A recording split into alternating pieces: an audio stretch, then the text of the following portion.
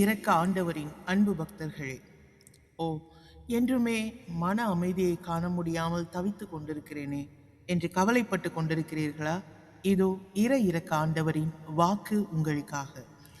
நான் உங்களுக்கு அமைதியை விட்டு செல்கிறேன், என் அமைதியை உங்களுக்கு கொடுக்கிறேன்.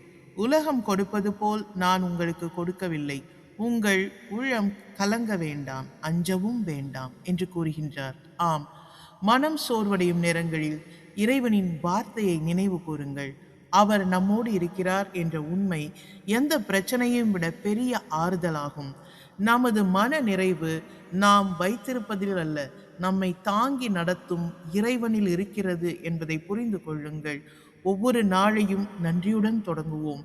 கவலைகளை மனதில் சுமக்காமல் ஜெபத்தில் இறைவனிடம் ஒப்படைத்துவிட்டு நாம் மகிழ்ச்சியாக நடப்போம். மன்னிக்கும் மனப்பான்மையை வளர்த்து கொள்வோம். அது உள்ளத்திற்கும் அமைதியை தரும். அது இறைவன் நமக்கு கற்பித்த மிக முக்கியமான பாடங்களில் ஒன்று. ஆம், இறைவனின் அன்பு பிள்ளையாக வாழும்பொழுது நமக்கு இறைவனின் அமைதி நிறைவாய் கிடைக்கும். ஆமேன். இரக்கம் போற்றி.